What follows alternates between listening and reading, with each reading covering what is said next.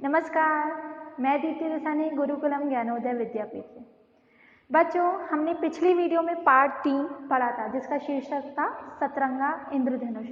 हमने आधा भावार्थ पिछली वीडियो में समझा था, उसके आगे का भावार्थ मैं आज आपको इस वीडियो में समझाऊंगी। तो आज का भावार्थ हमारा चालू होगा प्रश्न क्रमांक 26 से। ठीक है। आखिरी में अपन ने क्या हुआ था कि जब आसमान का नज़ारा बहुत अच्छा था तो उसे देखने के लिए बड़े बूढ़े बच्चे सब व्याकुल हो उठते थे। उसके आगे पढ़ेंगे। कवि कहते हैं कि बच्चों, इसे ही कहते हैं सत इंद्रधनुष। पता नहीं कब और क्यों इसे इंद्रधनुष कहा गया होगा या इंद्रधनुष या कोई धनुष समझा गया होगा, पर जो भी हो ये हमारा प्रकृति का बहुत ही प्यारा सा, बहुत ही अच्छा एक प्राकृतिक दृश्य नज़ारा है। आगे कवि कहते हैं कि इंद्रधनुष के बनने का कारण है सूर्य की किरणें।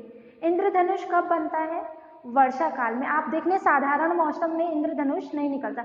जब हमारी बरसात होती है, बरसात का समय होता है, तब हमारे इंद्रधनुष का निर्माण होता है। तो कवि कहते हैं कि बरसात के काल में, वर्षा काल में इंद्रधनुष का निर्माण होता है। इसके बनने का कारण है सूर्य की किरणें।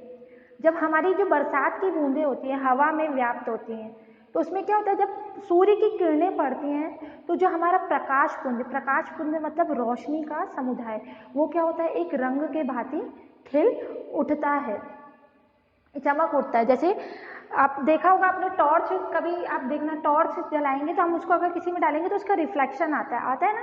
ऐसे ही जब सूर्य की किरणें, सन की रेज बरसात की बूंदों में पड़ती तो वो कैसे 7 रंगों का समूह छोड़ती, जिसे हम इंद्रधनुष कहते हैं।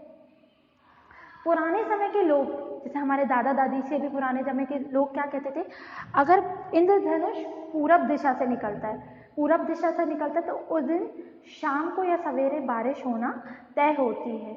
बिल्कुल कंफर्म होता है कि बारिश होगी, ऐसा पुराने लोगों का माना जाता है। हम बहुत सी चीज़ें अपने घर के बड़े बुजुर्गों के मानते हैं ना, क्योंकि उन्होंने उस चीज़ों का अनुभव कर रखा है।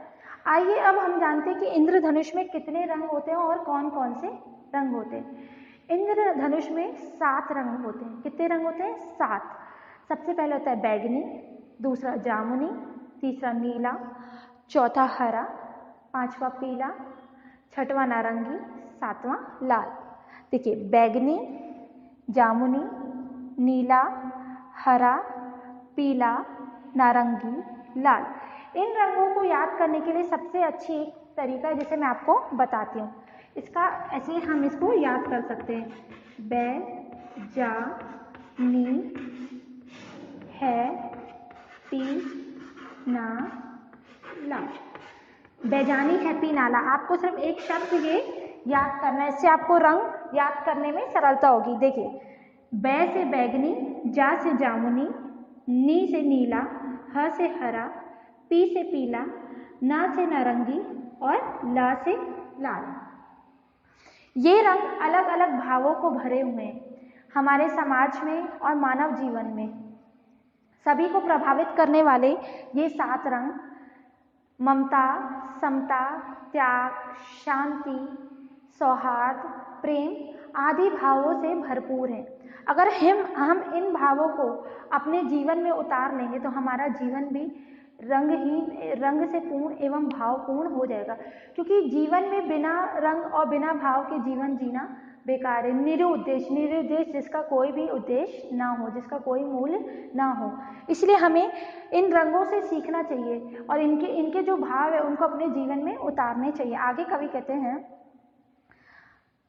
हमें क्या कहते हैं, अगर हम रंग और भाव का प्रयोग अपने जीवन में समुचित प्रयोग करेंगे, एक साथ और अच्छे से प्रयोग करेंगे, तो हमारी जीवन शैली क्या होगी, निखर जाएगी। जीवन शैली मतलब जो हमारे जीवन जीने का तरीका है वो उसमें बहुत बदलाव आएंगे। हमें लोगों से, हर रंग से कुछ ना कुछ शिक्षा मिलती है, तो हमें जो दूसरों की बुराइयां, दुख, खुशी सबकी अच्छे से ज्ञान होगा। इसलिए हमें रंगों एवं उसके भाव का प्रयोग अपने जीवन में अच्छे से करना चाहिए। तो बच्चों, हमें इंद्रधनुष से बहुत सारी शिक्षा मिली। हमें इंद्रधनुष ने बहुत सारी चीज़ें सिखाई कि जो हमारा जीवन है, इंद्रधनुष एक ही है, उसमें देखिए 7 रंग है। ऐसे जो हमारा जीवन है वो सतरंगा है, अलग अलग भावों से परिपूर्ण है। कभी सुख आएगा, कभी दुख आएगा, कभी हम मध्यम परिस्थितियों में जीवेंगे, बट हमें सबका सामना करना, हमें घबराना नहीं है। और हमें सतरंगी इंद्रधनुष से सीखना है कि 7 रंगों को लिए वो एक साथ रहता है ना। कभी आपने देखा सतरंग जब इंद्रधनुष लगता है तो उसका एक ही रंग दिख रहा होता है, लाल या पीला? नहीं, वे 7 रंग एक साथ दिखाई देते हैं। ऐसे जो हमारा जीवन है वो सभी को अच्छाई, बुराई, दुख, सुख को लिए चलता है, ठीक है। तो हमें इसके भाव को अपने जीवन में अच्छे से प्रयोग करना है। आशा करती हूँ कि आपको इसका भावार्थ समझ में आया होगा।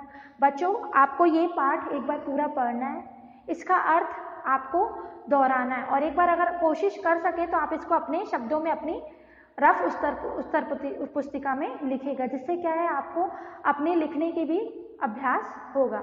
अब हम अगली वीडियो में मिलेंगे। हमारी अन्य वीडियो के लिए पसंद करें, साझा करें एवं सदस्यता लें। धन्यवाद।